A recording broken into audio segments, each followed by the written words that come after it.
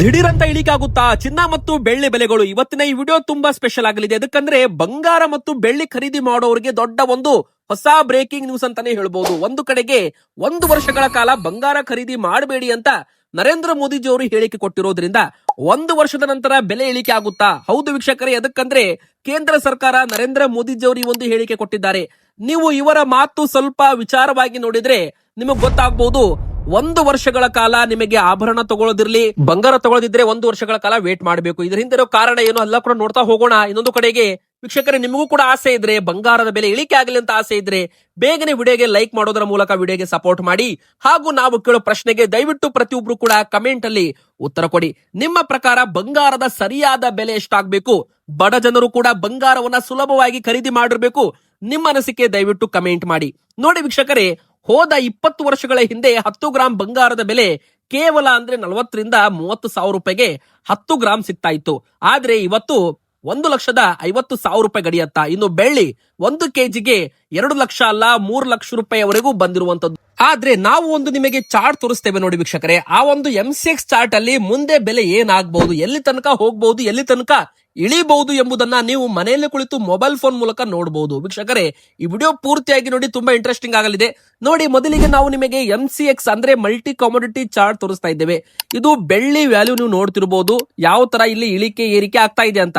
ಅಂದ್ರೆ ಇಲ್ಲಿ ನಿಮಗೆ ಕೆಲವು ಲೆವೆಲ್ಸ್ ಕೂಡ ಕಾಣುತ್ತೆ. ಅಂದ್ರೆ ಸೈಡ್ ಅಲ್ಲಿ 2,75,000 ರೂಪಾಯಿ ಅಂತ ರೆಡ್ ಕಲರ್ ಅಲ್ಲಿ ಓಡ್ತಾ ಇದೆಯಲ್ಲ, ಅದು ಕರೆಂಟ್ ವ್ಯಾಲ್ಯೂ ಅಂತಾನು ಕೂಡ ಇಲ್ಲಿ ಹೇಳ್ಬಹುದು. ಅಂದ್ರೆ ಈ ಬೆಳ್ಳಿ ವ್ಯಾಲ್ಯೂ MCX ಅಲ್ಲಿ 2,75,000 ರೂಪಾಯಿ ಅಂತ. ಆದ್ರೆ 2,60,000 ರೂಪಾಯಿ ತನಕ ಬಂದಾಗ ಮತ್ತೆ ಬೆಲೆ ಏರಿಕೆ ಆಗಿದೆ. ಅಂದ್ರೆ ನೋಡಿ, 2,67,000 ರೂಪಾಯಿ ಸ್ಟ್ರಾಂಗ್ ಸಪೋರ್ಟ್ ಆಗಿದೆ.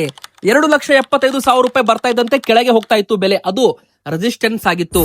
ಆದ್ರೆ ಈಗ ಮುಂದೆ ಮತ್ತೆ 2,75,000 ರೂಪಾಯಿ ದಾಟಿರೋದ್ರಿಂದ ಮುಂದೆ 2,90,000 3 ಲಕ್ಷ ರೂಪಾಯಿವರೆಗೂ ಹೋಗಬಹುದು.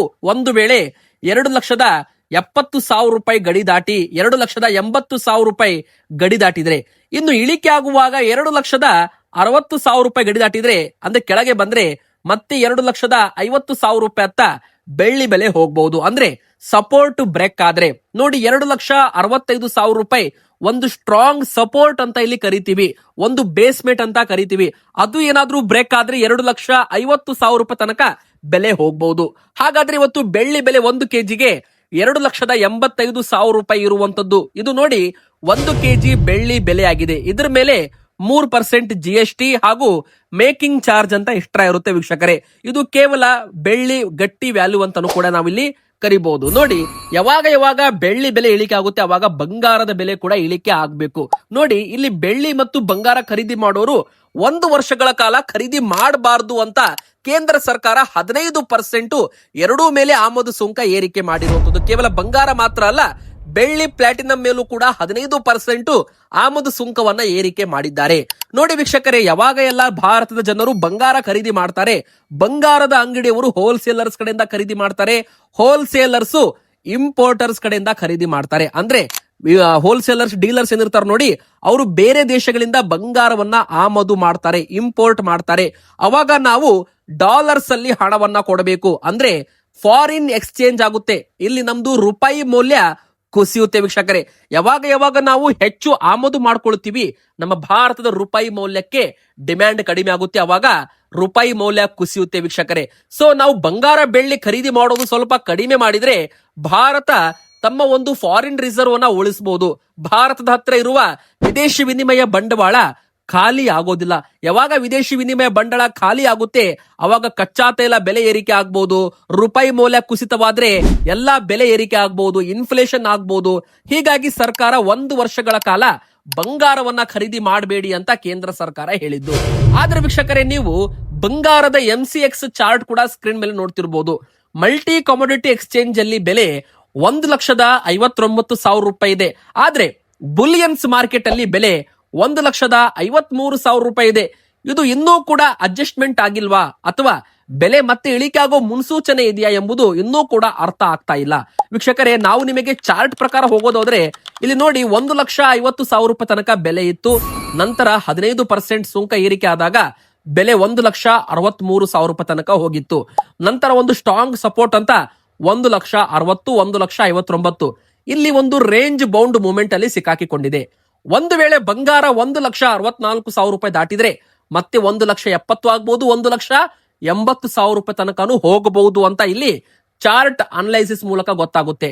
ಒಂದು ವೇಳೆ ಬಂಗಾರ 1,50,000 ರೂಪಾಯಿಗಿಂತ ಕೆಳಗೆ ಬಂದ್ರೆ ಮತ್ತೆ 1,46,000 ರೂಪಾಯಿ ತನಕ ಬರಬಹುದು.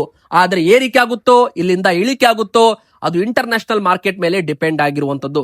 ಸೊ ನೀವು ಮಲ್ಟಿ ಕಮೋಡಿಟಿ ಎಕ್ಸ್ಚೇಂಜ್ ನ ಚಾರ್ಟ್ ನೋಡಿದ್ರೆ ನಾಳೆ ಬಂಗಾರ ಏನಾಗಬಹುದು ಅಂತ ನೀವು ಇವತ್ತು ಅಂದಾಜು ಕೂಡ ಮಾಡಬಹುದು. ನೋಡಿ, ನಾವು ಚಾರ್ಟ್ ನೋಡೋದ್ರ ಪ್ರಕಾರ ನೋಡ್ತಾ ಹೋಗೋದಾದ್ರೆ ಬಂಗಾರ ಸ್ವಲ್ಪರ ಮಟ್ಟಿಗೆ ನಾಳೆ ಏರಿಕೆ ಆಗೋ ಚಾನ್ಸ್ ಇದೆ. ಯಾಕಂದ್ರೆ ಇವತ್ತು ಸ್ವಲ್ಪರ ಮಟ್ಟಿಗೆ ಒಂದು ಗ್ಯಾಪ್ ಅಪ್ ಆಗಿರುವಂತದ್ದು. ಅಂದ್ರೆ ಬಂಗಾರಕ್ಕೆ ಸ್ವಲ್ಪ ಡಿಮ್ಯಾಂಡ್ ಬಂದಿದೆ ಮತ್ತೆ ಮಾರ್ಕೆಟ್ ಅಲ್ಲಿ. ಕೇವಲ ಇದು ಭಾರತದ ಮಾರ್ಕೆಟ್ ಮೇಲೆ ಡಿಪೆಂಡ್ ಆಗಿರಲ್ಲ, ಇಂಟರ್ನ್ಯಾಷನಲ್ ಮಾರ್ಕೆಟ್ ಮೇಲೆ ಡಿಪೆಂಡ್ ಆಗಿರುತ್ತೆ. ಅಮೆರಿಕ, ಚೀನಾ, ರಷ್ಯಾ ಎಲ್ಲಾ ದೇಶಗಳು ಕೂಡ ಬಂಗಾರದಲ್ಲಿ ಹೂಡಿಕೆ ಮಾಡ್ತಾರೆ. ಯಾವಾಗ ಡಾಲರ್ದಲ್ಲಿ ಹೂಡಿಕೆ ಕಡಿಮೆ ಆಗುತ್ತೆ ನೋಡಿ, ಅವಾಗ ಬಂಗಾರದಲ್ಲಿ ಹೂಡಿಕೆ ಜಾಸ್ತಿ ಆಗುತ್ತೆ, ಅವಾಗ ಬಂಗಾರಕ್ಕೆ ಡಿಮ್ಯಾಂಡ್ ಬರುತ್ತೆ. ಒಂದು ವೇಳೆ ಡಾಲರ್ಸ್ ಅಲ್ಲಿ ಹೂಡಿಕೆ ಜಾಸ್ತಿ ಆಗಿ ಡಾಲರ್ ಬಲವಾದ್ರೆ ಬಂಗಾರದ ಬೆಲೆ ಇಳಿಕೆ ಆಗುತ್ತೆ ವೀಕ್ಷಕರೇ. ಸೊ ಈಗ ಅಮೆರಿಕ ಮತ್ತು ಇರಾನ್ ನಡುವಿನ ಯುದ್ಧ ಕೊನೆಯಾಗ್ತಾ ಇದೆ. ಇದು ಒಂದು ಕಡೆಗೆ ಗುಡ್ ನ್ಯೂಸ್ ಅಂತಾನೆ ಹೇಳ್ಬಹುದು. ಅಮೆರಿಕ ಮತ್ತು ಇರಾನ್ ನಡುವಿನ ಯುದ್ಧ ಕೊನೆಯಾದ್ರೆ ಕಚ್ಚಾ ತೈಲ ಬೆಲೆ ಇಳಿಕೆ ಆಗುತ್ತೆ. ಕಚ್ಚಾ ತೈಲ ಬೆಲೆ ಇಳಿಕೆ ಆದ್ರೆ ಹೂಡಿಕೆದಾರರು ಮತ್ತೆ ಡಾಲರ್ಸ್ ಅಲ್ಲಿ ಹೂಡಿಕೆ ಮಾಡಬಹುದು, ಇಲ್ಲ ಬಂಗಾರದಲ್ಲಿ ಹೂಡಿಕೆ ಮಾಡಬಹುದು. ಯುದ್ಧ ಮುಗಿತಾ ಇದ್ದಂತೆ ಹೂಡಿಕೆದಾರರು ಅಂದ್ರೆ ಚೀನಾ, ರಷ್ಯಾ ಎಲ್ಲಾ ವಿದೇಶಿ ಬ್ಯಾಂಕ್ಗಳು ಕೂಡ ಎದರಲ್ಲಿ ಹೂಡಿಕೆ ಮಾಡ್ತಾರೆ ಅದ್ರ ಮೇಲೆ ಇದು ಡಿಪೆಂಡ್ ಆಗಿರುತ್ತೆ ಅಂತ ಹೇಳ್ಬಹುದು ವೀಕ್ಷಕರೇ. ಇವತ್ತು 18 ಕ್ಯಾರೆಟ್ ಚಿನ್ನದ ಬೆಲೆ 1,19,540 ರೂಪಾಯಿ ಇದೆ. ಇದು 18 ಕ್ಯಾರೆಟ್ ಆಗಿರೋದ್ರಿಂದ ಇದು ಆಭರಣ ಅಂತ ಖರೀದಿ ಮಾಡ್ತಾರಲ್ಲ, ಮೇಕಿಂಗ್ ಚಾರ್ಜ್ ಅಂತ 12% ಹಿಡಿದ್ರು ಕೂಡ 14,345 ರೂಪಾಯಿ ಆಗುತ್ತೆ. GST 3%. ಎಲ್ಲಾ ಕೂಡಿ ಒಂದು 10 ಗ್ರಾಮ್ದು 18 ಕ್ಯಾರೆಟ್ ಆಭರಣ ತಗೋತೀರಾ ಅಂದ್ರೆ ಇವತ್ತು 1,37,000 ರೂಪಾಯಿ ಅಪ್ರಾಕ್ಸಿಮೇಟ್ ನಿಮಗೆ ಬೇಕಾಗಿ ಬರಬಹುದು 12% ಮೇಕಿಂಗ್ ಚಾರ್ಜ್ ಹಿಡಿದ್ರೆ. ಆದ್ರೆ ಕೆಲವೊಂದು ಅಂಗಡಿಗಳಲ್ಲಿ 12% ಬದಲಾಗಿ 15% ಹಿಡಿತಾರೆ, ಕೆಲವರು 20% ಹಿಡಿತಾರೆ, ಕೆಲವರು 30-40% ಕೂಡ ಹಿಡಿತಾರೆ. ಅಂತವರಿಂದ ಸ್ವಲ್ಪ ನೀವು ಹುಷಾರಾಗಿರ್ಬೇಕು. ತುಂಬಾ ಜನ ಬಂಗಾರ ಖರೀದಿ ಮಾಡೋರು ನೋಡಿ, ಮುಖ್ಯವಾಗಿ 18 ಕ್ಯಾರೆಟ್ ಚಿನ್ನದ ಬೆಲೆ ಇವತ್ತು 1,19,000 ರೂಪಾಯಿ ಅಂತ ಆನ್ಲೈನ್ ನಲ್ಲಿ ತೋರಿಸ್ತಾ ಇದೆ. ಆದ್ರೆ ಮಾರ್ಕೆಟ್ ಅಲ್ಲಿ ನಿಮಗೆ 1,00,000 ರೂಪಾಯಿ ಅಂತನೂ ಕೂಡ ಹೇಳ್ತಾರೆ. ಆದ್ರೆ ಮೇಕಿಂಗ್ ಚಾರ್ಜು 20-30-40% ವರೆಗೂ ಆಡ್ ಮಾಡಿ ಅದನ್ನ ಬ್ಯಾಲೆನ್ಸ್ ಮಾಡ್ತಾರೆ. ಸೊ ನೀವೇನ್ ಮಾಡ್ಬೇಕು, ಎಲ್ಲಿ ಹಾಲ್ ಮಾರ್ಕ್ ಇರುತ್ತೆ ಅಲ್ಲಿ ಬಂಗಾರ ತಗೋಬೇಕು, ಎಲ್ಲಿ ಮೇಕಿಂಗ್ ಚಾರ್ಜ್ ಕಡಿಮೆ ಇರುತ್ತೆ, ಎಲ್ಲಿ ಹಾಲ್ ಮಾರ್ಕ್ ಹಾಕಿ ಕೊಡ್ತಾರೆ, ಎಲ್ಲಿ ಒಂದು ನಿಮಗೆ ಭರವಸೆ ಇರುತ್ತೆ ಅಲ್ಲಿ ನೀವು ಬಂಗಾರವನ್ನ ತಗೋಬೇಕು ವೀಕ್ಷಕರೇ. ಸದ್ಯಕ್ಕೆ 1 ವರ್ಷಗಳ ಕಾಲ ಖರೀದಿ ಮಾಡಬೇಡಿ ಅಂತ ಕೇಂದ್ರ ಸರ್ಕಾರ ಹೇಳಿದೆ. 1 ವರ್ಷ ಆದ ನಂತರ ಆಮದು ಸುಂಕ ಮತ್ತೆ ಇಳಿಕೆ ಮಾಡಿದ್ರೆ ಬಂಗಾರದ ಬೆಲೆ ಮತ್ತೆ ಇಳಿಕೆ ಆಗುತ್ತೆ ವೀಕ್ಷಕರೇ. ಅಂದ್ರೆ ಈಗ ನೋಡಿ 13,000 ರೂಪಾಯಿ ಬೆಲೆ ಜಾಸ್ತಿ ಆಗಿದೆ. ಅದಕ್ಕಂದ್ರೆ 15% ಆಮದು ಸುಂಕ ಹಾಕಲಾಗಿದೆ ಈ ವರ್ಷ. ಅಂದ್ರೆ 2026-27 ಸಾಲಿನು ಅಂದ್ರೆ ಬಜೆಟ್ ನಲ್ಲಿ, ಅಂದ್ರೆ ಮುಂದಿನ 2027ರ ಫೆಬ್ರವರಿ ಬಜೆಟ್ ನಲ್ಲಿ ನಿರ್ಮಲಾ ಸೀತಾರಾಮನ್ ಮೇಡಮ್ ಅವರು ಬಂಗಾರದ ಮೇಲೆ ಆಮದು ಸುಂಕವನ್ನ ಇಳಿಕೆ ಮಾಡಿದ್ರೆ ಅವಾಗ ಇದರದ್ದು ಬೆಲೆ ಮತ್ತೆ ಭರ್ಜರಿ 10,000-12,000 ರೂಪಾಯಿ ಇಳಿಕೆ ಆಗುತ್ತೆ. ಅಲ್ಲಿವರೆಗೂ 2027ರವರೆಗೂ ಬಂಗಾರದ ಬೆಲೆ ಎಷ್ಟು ಏರಿಕೆ ಆಗಿರುತ್ತೆ, ಎಷ್ಟು ಇಳಿಕೆ ಆಗಿರುತ್ತೆ ಅದೆಲ್ಲ ಕೂಡ ಇಂಟರ್ನ್ಯಾಷನಲ್ ಮಾರ್ಕೆಟ್ ಮೇಲೆ ಡಿಪೆಂಡ್ ಆಗಿರುವಂತದ್ದು. ಸೊ ಇಲ್ಲಿ ಮುಖ್ಯವಾಗಿ ಏನ್ ಹೇಳ್ಬೇಕಂದ್ರೆ ಬಂಗಾರದ ಬೆಲೆ ಏರಿಕೆನೂ ಆಗ್ಬಹುದು, ಇಳಿಕೆನೂ ಆಗ್ಬಹುದು. ಈ 1 ವರ್ಷಗಳ ಕಾಲ ಮಾರ್ಕೆಟ್ ತುಂಬಾ ವೈಲೆಟೋಲ್ ಇರಲಿದೆ.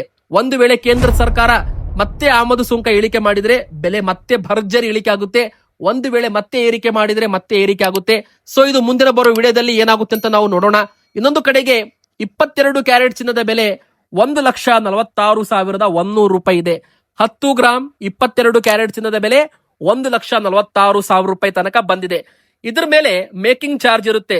12% ಹಿಡಿದ್ರೆ 17,000 ರೂಪಾಯಿ ವರೆಗೂ ಮೇಕಿಂಗ್ ಚಾರ್ಜ್ ಬಿದ್ರೆ 3% GST ಹಾಕಿದ್ರೆ ಒಟ್ಟು 1,68,000 ರೂಪಾಯಿ ತನಕ ಹೋಗುತ್ತೆ. 10 ಗ್ರಾಮ್ 22 ಕ್ಯಾರೆಟ್ ಚಿನ್ನದ ಬೆಲೆ ಇದು 916 ಬೆಲೆ ಅಂತಾನು ಕೂಡ ನಾವು ಕರೀಬಹುದು. ಅಂದ್ರೆ 916 ಆಭರಣ ಅಂತ ತುಂಬಾ ಫೇಮಸ್.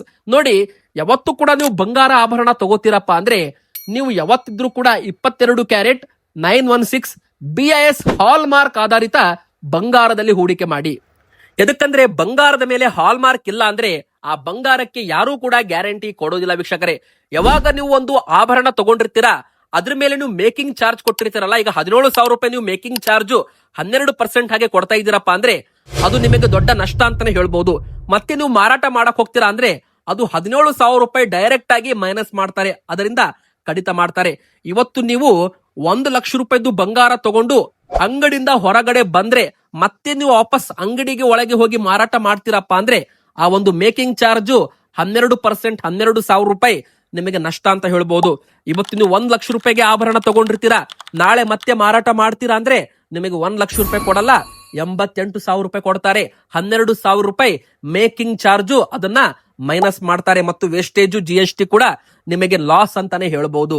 ಸೊ ವೀಕ್ಷಕರೇ, ನೀವು ಆಭರಣ ತಗೋಬೇಡಿ, ಹೂಡಿಕೆ ಮಾಡ್ತೀರಾ ಅಂದ್ರೆ ಗಟ್ಟಿ ಬಂಗಾರ ತಗೊಳ್ಳಿ, 24 ಕ್ಯಾರೆಟ್ ತಗೊಳ್ಳಿ. ಅದು ನೀವು ಫಿಸಿಕಲ್ ಗೋಲ್ಡ್ ತಗೊಳ್ಳೋಕ್ಕಿಂತ ಬಂಗಾರದ ETF ಅಂತ ಬರುತ್ತೆ, ಎಕ್ಸ್ಚೇಂಜ್ ಟ್ರೇಡೆಡ್ ಫಂಡ್ ಅಂತ, ಸೆಬಿ ರಿಜಿಸ್ಟರ್ಡ್ ಅಂಡರ್ ಬರುವ ಒಂದು ETFs ಗಳನ್ನ ತಗೋಬಹುದು. ಅದರಲ್ಲಿ ನೀವು ಹೂಡಿಕೆ ಮಾಡಿದ್ರೆ ಅದರಲ್ಲಿ ಮೇಕಿಂಗ್ ಚಾರ್ಜ್ ಇರಲ್ಲ. ಪ್ಲಸ್ ಪಾಯಿಂಟ್ ಏನಪ್ಪಾ ಅಂದ್ರೆ 3% GST ನಿಮಗೆ ಕಂಪಲ್ಸರಿ ಇರುತ್ತೆ, ಮೇಕಿಂಗ್ ಚಾರ್ಜ್ ಇರಲ್ಲ, ಇನ್ನು ವೇಸ್ಟೇಜ್ ಕೂಡ ಇರಲ್ಲ. ಅದು ನಿಮಗೆ ಪ್ಲಸ್ ಪಾಯಿಂಟ್ ಅಂತಾನೆ ಹೇಳ್ಬಹುದು. ಇನ್ನು 24 ಕ್ಯಾರೆಟ್ 10 ಗ್ರಾಮ್ ಚಿನ್ನದ ಬೆಲೆ 1,59,380 ರೂಪಾಯಿ ಆಗಿದೆ. ಅಂದ್ರೆ ಇದು 24 ಕ್ಯಾರೆಟ್ 10 ಗ್ರಾಮ್ ಚಿನ್ನದ ಬೆಲೆ 1,59,000 ರೂಪಾಯಿ ಹತ್ರ ಬಂದು ನಿಂತಿದೆ. ಆದ್ರೆ ಯುದ್ಧ ಮುಗಿತಾ ಇದ್ದಂತೆ ಇದ್ರದ್ದು ಬೆಲೆ ಮತ್ತಷ್ಟು ಇಳಿಕೆ ಆಗೋ ಮುನ್ಸೂಚನೆ ಕೂಡ ಇದೆ ಅಂತ ಇಲ್ಲಿ ತಜ್ಞರು ಹೇಳ್ತಾ ಇರುವಂತದ್ದು. ಸೊ ನೀವು ಬಂಗಾರ ಈಗ ಖರೀದಿ ಮಾಡ್ತೀರಾ ಇಲ್ವಾ? ನಮಗೆ ಕಮೆಂಟ್ ಅಲ್ಲಿ ತಿಳಿಸಿ. ವಿಡಿಯೋಗೆ ಲೈಕ್ ಮಾಡಿ, ಚಾನಲ್ಗೆ ದಯವಿಟ್ಟು ಸಬ್ಸ್ಕ್ರೈಬ್ ಆಗಿ.